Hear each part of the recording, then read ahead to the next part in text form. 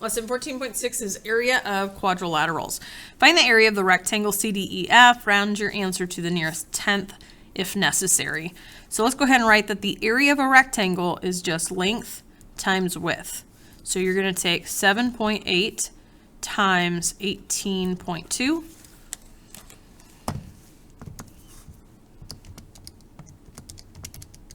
And that should get you 141.96, which would round to the nearest tenth. The 6 would make the 9 round up to a 10, which actually rolls over and makes this 142.0.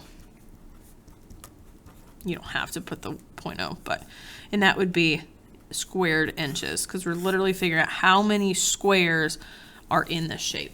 All right, number 2 is a parallelogram. So the area of a parallelogram, since it's slanted normally, we know that it's base times height. Basically the same as a rectangle, length times width, but we have to have the height. And the height is always going to be making a 90 or being perpendicular with the base. That's what you're looking for. So the base is going to be the 24. The height is going to be the 32.4. Because this slanted side of 33.4 really doesn't tell me the direct distance from here to here, from E to H. It's a slanted distance. This is the only one I can go off of. It tells me how far apart these bases are. So I would just have 24 times 32.4.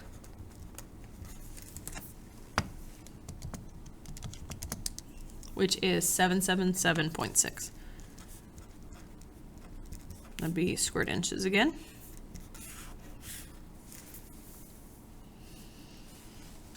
Okay, and then a rhombus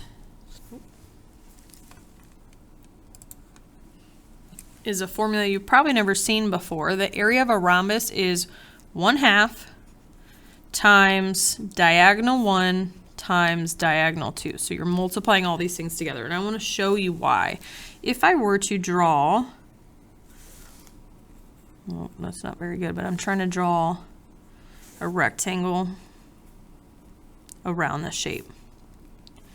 If I were to do that and I said find the area, you would do like a length times a width. See that? So this would be this, and this would be this. And it comes from here. They don't even label it on the picture. So AC was here. That's telling me this side is 13.9, and BD, the longer side, is 27.9. But you can see in these triangles here, they're only half of this little rectangle, and this triangle is only half of this whole rectangle, and half and half. So that's why you're taking half of the product of the diagonals. So we don't even need to know the side lengths.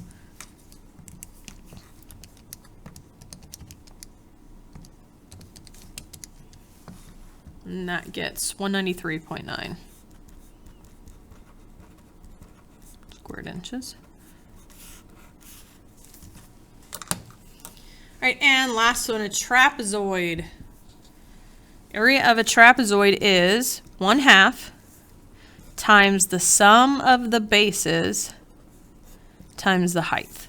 And Delta Math might show it a little bit differently, but it's doing the same thing. Really, well, I'll go ahead and talk about it. They'll have B1 plus B2 divided by 2. I do like this as well because it's averaging. You're averaging what these bases are, which means adding up the two bases, dividing by the number of numbers, which is 2, and then times the height, which again has to be perpendicular to the bases because it wants that direct straight distance. So either of these formulas works. So I would have base 1 is 7.5 plus base 2 is 16.5. I'm going to average that and take that times the height, which is 9.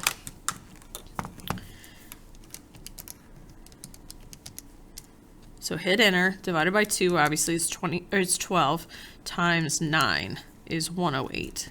And so again, you could do it this way where you add the bases, 7.5 plus 16.5, take half of that, which is dividing by 2 or times 0.5, and then times the height of 9. So I got 108 squared inches.